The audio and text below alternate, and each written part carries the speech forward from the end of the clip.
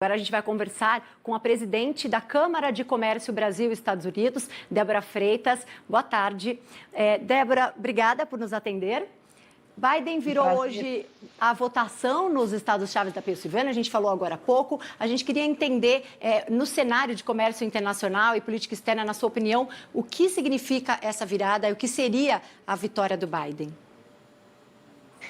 Boa tarde, Andressa. Boa tarde, Douglas. Acho que nós temos que pensar que, do ponto de vista econômico, está para acontecer após as eleições algo bem importante. É a aprovação do pacote de incentivos fiscais que vão ajudar os Estados Unidos a lidar com as consequências econômicas da pandemia, algo muito aguardado pelos mercados.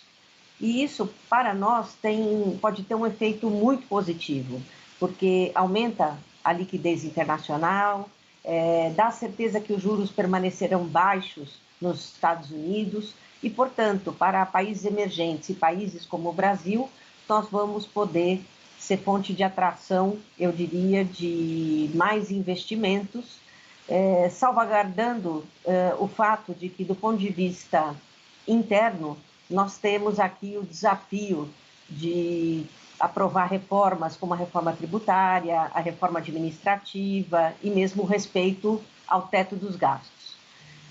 Um governo Biden certamente vai colocar mais ênfase nas questões ambientais.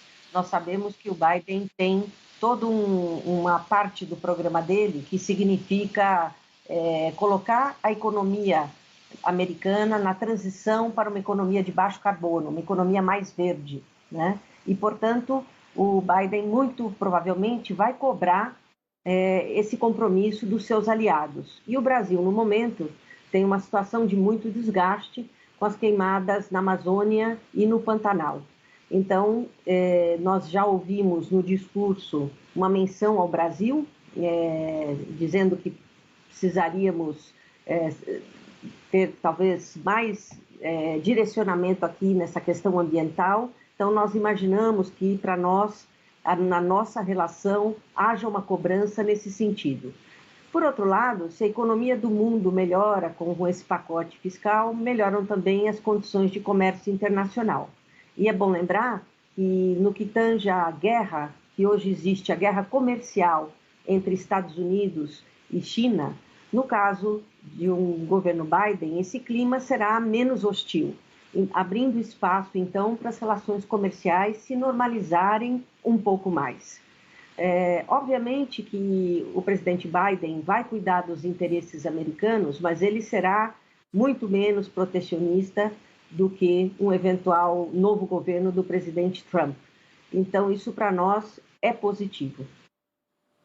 Agora, essa relação justamente nos Estados Unidos, ela é bastante definida pelo partido, independente então de Joe Biden ou Donald Trump. Antes de tudo, a gente já sabe aí que com uma mudança para uma política democrata, digamos assim, o Brasil também precisa estar alinhado, né, com os ideais defendidos por lá para conseguir avanços. E os Estados Unidos, assim como a China, né, nesse caso, são parceiros comerciais bastante importantes. Agora, na sua opinião, o Brasil realmente está definido, está disposto, digamos assim, a estar nesses mesmos ideais e cumprir tudo isso para ter um alinhamento também com o governo, um futuro governo possível aí de Joe Biden? Douglas, primeiro nós temos que lembrar que essa cobrança para que nós tenhamos políticas ambientais mais consequentes não vem só, eventualmente, de um governo democrata, né?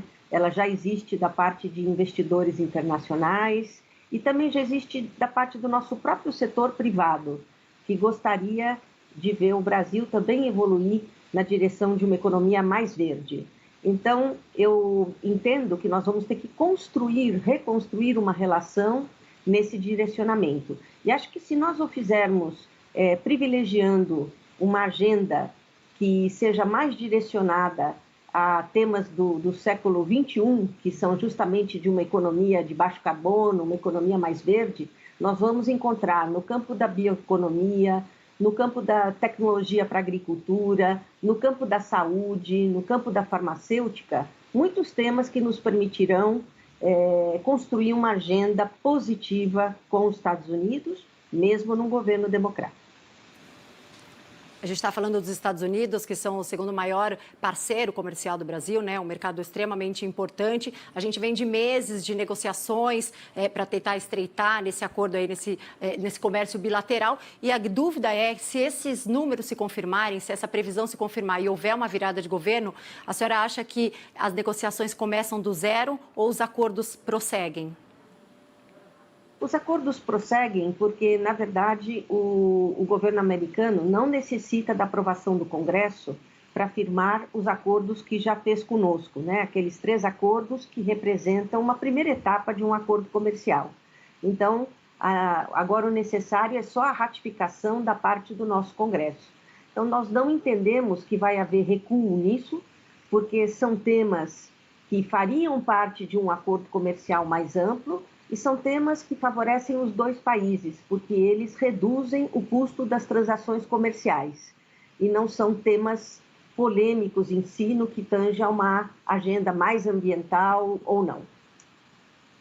Agora, a gente teve aí um alinhamento no discurso bastante grande entre Bolsonaro e Donald Trump, né? Por diversas vezes o presidente defendeu tanto questões políticas como pessoais até. Agora, nos bastidores, no que realmente vale na economia, exportações, importações, essa questão comercial, realmente o Brasil teve vantagem nesse período? Ou seja, essa amizade, esse alinhamento valeu a pena ou seguiu? Dá para a gente fazer aí algum balanço de menos ou mais do que em períodos anteriores, em outros governos?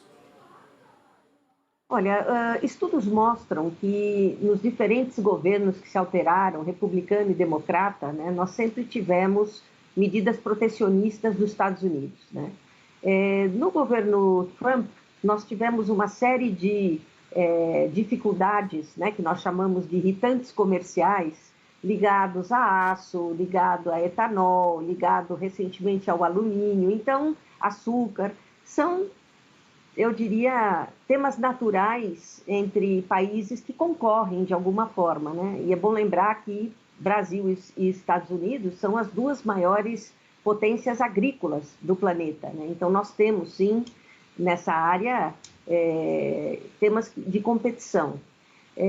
Acho que um dos fatos em que o bom entendimento dos 2 presidentes favoreceu foi nós termos conseguido concluir essa primeira etapa de um acordo comercial. Acho que isso foi, sim, um balanço positivo, mas não quer dizer que nos outros temas que eu acabei de mencionar, nós não tenhamos tido perdas, né?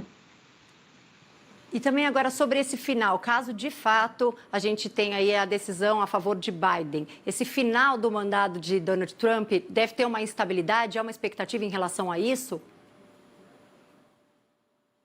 Olha, acho que no final do mandato é bom lembrar que é muito difícil avançar em novos temas, né?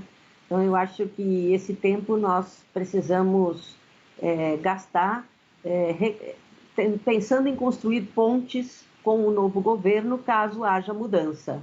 Então, acho que nós é que temos que definir a nossa agenda estratégica, saber que os Estados Unidos é um parceiro muito importante para o Brasil, é o nosso segundo maior parceiro comercial, mas é o maior investidor estrangeiro no Brasil. Há mais de 60 bilhões de dólares de investimento americano no nosso país, empresas de grande porte que estão aqui há mais de 50 anos, e eu acho que nós devemos trabalhar para fazer aumentar tanto o investimento quanto o comércio, porque nós, num próximo governo, como meta, deveria ser crescimento dessa relação que ainda está aquém do seu potencial.